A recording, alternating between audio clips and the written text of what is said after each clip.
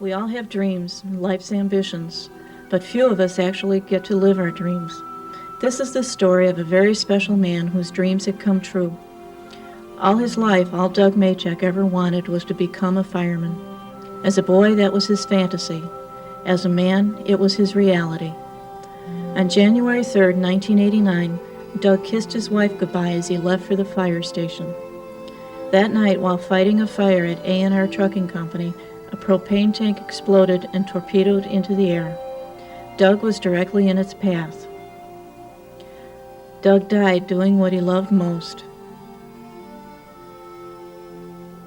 When I grow up, I just want to be a fireman.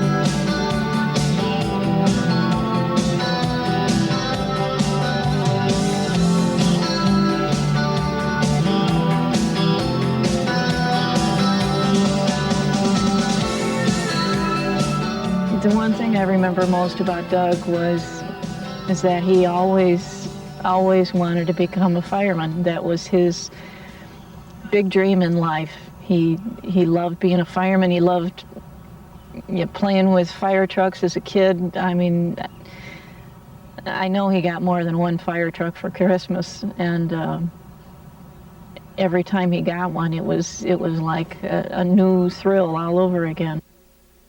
That was my best dream for us to move out here and him to get involved with South Holland, with the fire department. He didn't have the patience. Of course, he got that because his father never had patience. But his willingness to help people was always there.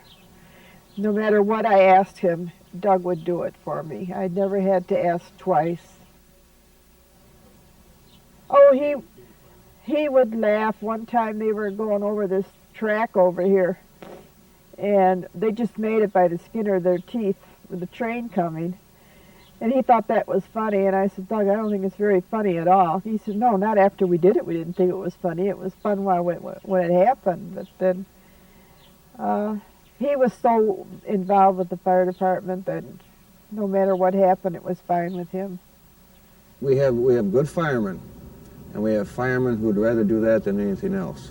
And Doug was one of those. I mean, you can tell, he'd stop by the station when he didn't have to, just to see what's going on. And Doug wanted to be a fireman more than anything else. If he had a choice of whatever he wanted to do, he wanted to be a fireman. And we have a few guys like that. So he was a good fireman.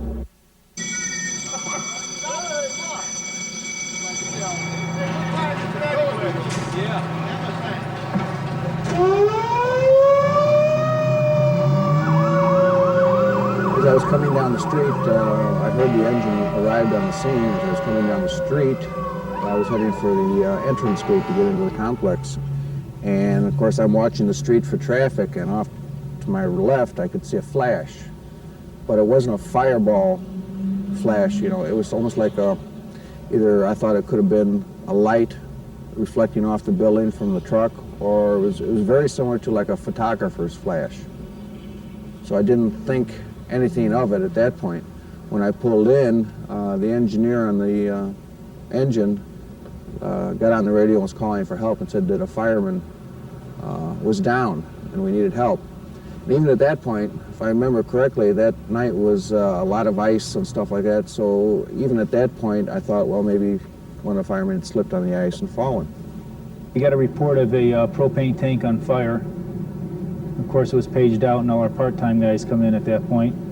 And Doug, like I said, happened to have, I think, 3 or 4 guys at the station with him. So he jumped in a rig, and they were out the door before the phone call even hung up. And I waited for the assistant chief to get on the rig, and then we left. So he got there probably about 40 seconds before we did or something. And as I came around the parking lot to pull in, we heard the boom. And then when we pulled in behind him, I pulled back into him to lay a line to go to a hydrant to get him more water. Approached the scene as normally, and everything just basically went as a normal call would have went until the mishap where the propane tank exploded. And like I said, it was those freaky accidents. When it took off, and normally we'd be right projecting where it was just shut away from us, but it caught the door frame and came back on a 90. Well, when I first got picked up, and they said that Doug was in an accident, there was an accident at a fire scene, that he was pretty bad off. It kind of got to me because Doug and I were, relatively close friends. And when I went to the scene, it was tough. It was tough to be there. I didn't want to be there. And at about, right around 3 o'clock in the morning, they cut me out of there, and I went and I seen his parents, and I spent the rest of the evening rest of the morning with the parents, Paul and Ann Maicach. I remember when my aunt called me the night that he died, and she called, and I was sound asleep at the time, and she told me that Doug was killed in an accident on a fire. And I can remember at the time thinking that I must have dreamt this. This just couldn't possibly be happening. I remember it so vividly. I guess it's kind of scary.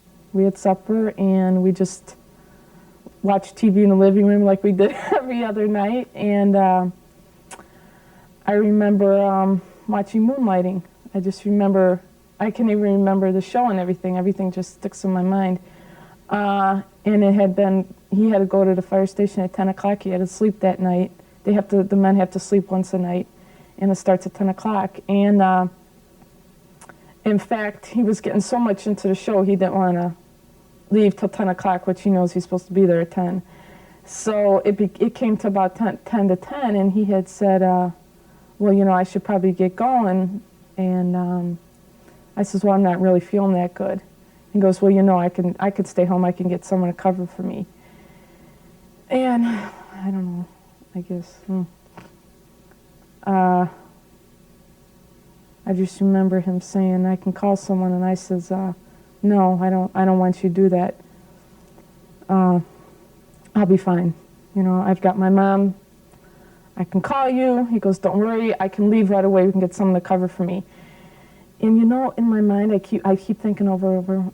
I mean, you're stupid. Why don't you just stay home? I mean, he's done it before. I think this time I just says, no, just go. And I was real tired, so I figured I can always call you right away. And I remember him, I remember going to lay in bed, and he had his bag in his left hand, and he had his stuff for his breakfast in the other hand. And he came in the bedroom and says, kissed me goodbye, and turned around. And I can hear him opening the door, and I can still hear it in my mind, him saying, I love you, hon. I'll see you tomorrow.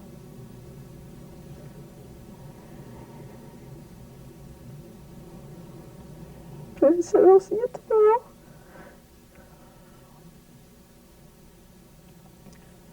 I had just quit my job a week before because I knew I wanted to have a couple weeks before the baby was born.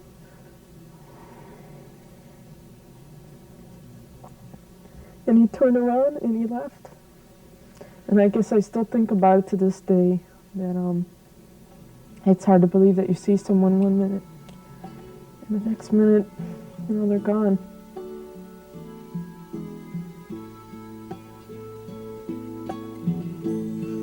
You know my name. If I saw you in heaven,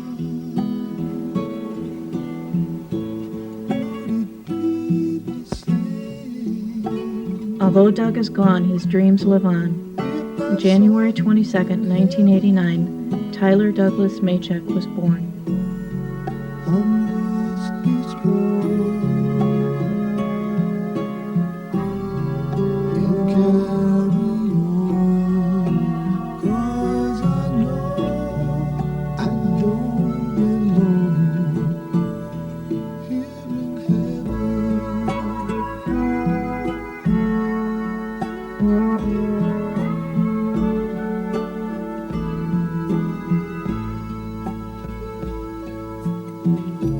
Would you hold my hand if I saw you in heaven?